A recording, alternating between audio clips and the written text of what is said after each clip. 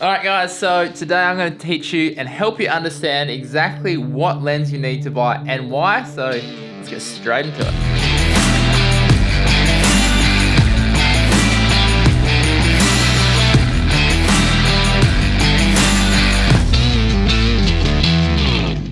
What's up guys, Andrew Murphy here, and this has been a hugely requested topic from me because it's like, what lens do you actually need? Like there's so many lenses that you can get and it can get very overwhelming very quickly. So today we're gonna nail this and hopefully at the end of it you understand exactly which lens you need to go out and buy. You can figure it out along the way. But first, if you're new here, this channel is all about teaching you the skills you need to go full-time with your video work and absolutely start crushing it in the market. So if that's something you're into and you want to learn more, make sure you press the subscribe button down here and turn on the bell notification so you get notified every time I release a new video.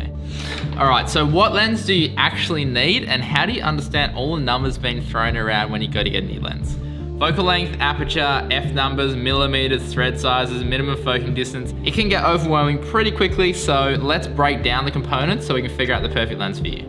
All right, so before we start, there's actually two types of lenses you can get. So there are prime lenses and there's zoom lenses. So prime lenses have a fixed focal length and zoom lenses have a variable focal length. So what it means is that if you have a prime lens and you want to zoom in, you actually have to physically walk in. Whereas with a zoom lens, you can actually just zoom in or zoom out depending on what you want to do. The disadvantage of a zoom lens is that because there's a lot more glass in there, the image is a little bit softer, and prime lenses tend to have a lower aperture because of this as well. All right, so the first number you need to consider, and by far the most important on the lens, is the focal length. So focal length is referred to in millimeters, and how it works is a bigger number means there's less in view, and a smaller number means there's obviously more in view. So think of it like this. If you're wanting to shoot a building and you're standing right at the base of it, there is so much to fit into the frame. So you want to choose a lower focal length or a wider focal length so you can get everything in. But on the other side, if you want to shoot a bird in the distance, you want to choose a tighter or higher focal length because you want to isolate the subject and get rid of all the other stuff around it. Another thing you need to consider is crop factor. So what is crop factor? Crop factor refers to the size of your sensor in comparison to a full frame sensor. So why is this important? Because if you have a smaller sensor, it's actually going to increase the focal length of your lens. To find the crop factor for your camera, just Google the name of your camera followed by crop factor and you'll be able to find out the crop factor for it and the multiplication that you're going to have to add to your lenses to figure out exactly what it's going to be. So for example, my C100s have a Super 35mm sensor, which has a 1.5 times crop factor. So to figure out the focal length of a lens on this body, I have to multiply it by 1.5 times. So this 50mm lens actually ends up being a 75mm lens. And lastly, to help out a little bit more, a 50mm lens is roughly kind of what our eyes see, which is why a lot of people have a 50mm lens in their kit. And most 50mm have a really, really low aperture, which means you get this awesome blurry background look, which is amazing. And it takes us to the next thing to look out for, which is aperture. All right, so aperture, or the f number on a lens, is referred to as f-stops. And basically what it tells us is the amount of light that can be let in through the lens. If you want to learn all about aperture, I've actually made a full video, which I'll link up here. But the general idea is lower is better, but it also tends to mean pricier as well. And like I said before, it allows you to get this blurry background look, which makes it look way more cinematic. Another thing to consider when you're looking at aperture, especially on zoom lenses, is whether it has a constant aperture or a variable aperture. So if there's only one aperture number on your lens, it means that as you zoom in or out, the aperture is actually going to stay the same and it's not going to change.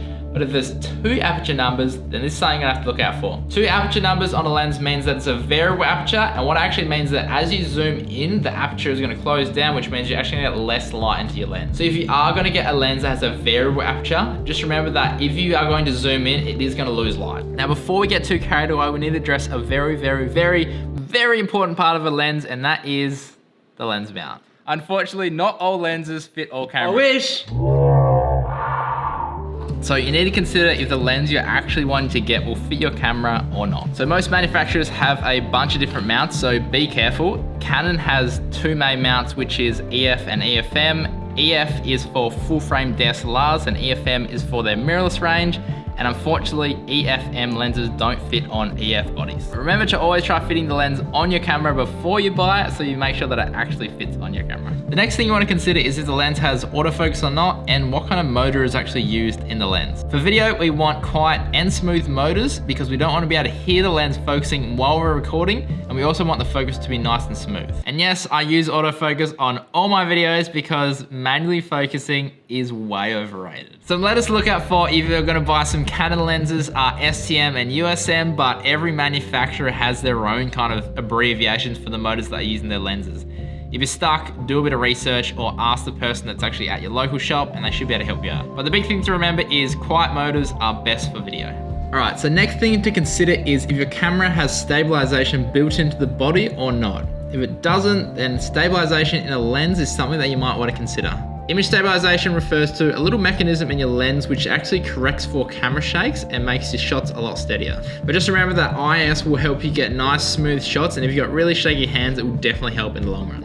And the last thing to consider, guys, is the thread size on the end of the lens. So this is referred to in a millimeter number, and the reason I say that is that if you have a whole bunch of filters, then you want to be able to use all these guys on every single lens that you own. Fortunately, there's things called stepper rings now, which means that you can step up or down filters to fit on any thread size. And a pro tip is buy the biggest thread size that you need and then get step down rings rather than step up rings, because if you step up, you're going to start running into vignetting problems and it's not going to be fun at all. So now we've gone through all this, what lens do you actually need?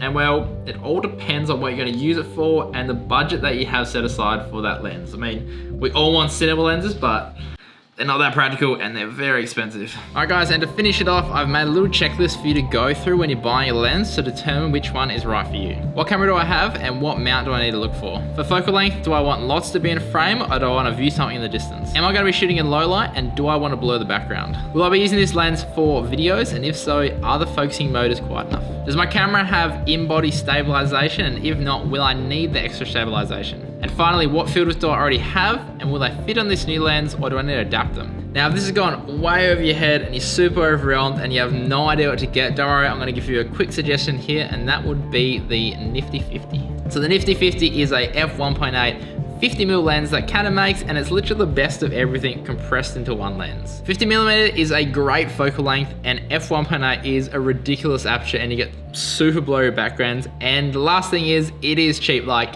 ridiculously cheap. The only downside to this lens is that the autofocus motor is like ridiculously loud because it actually is a photo lens, and it's something you have to keep aware of when you're filming.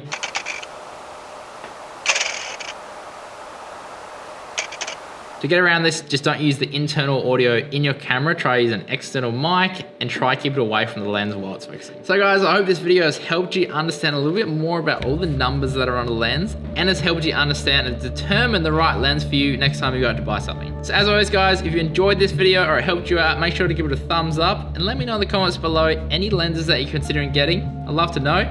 And if you're not already, make sure to subscribe for more videos like this and turn on the bell notification so you're notified every single time we release a new video. And as always, happy filmmaking, and I'll see you guys on the next one. See ya. Oh no, someone's coming. Yo. What's up? I'm gonna be very loud while you're in here. Sorry? I'm gonna be very loud while you're in here. Are you? Because I'm filming. Are you recording? Actually, do you want to be in my video? I was going to pop in myself, but... Huh? Do you want to be in my video? You just have to say, I wish.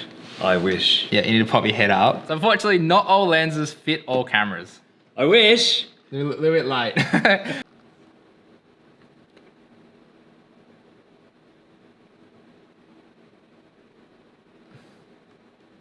a good thumbnail.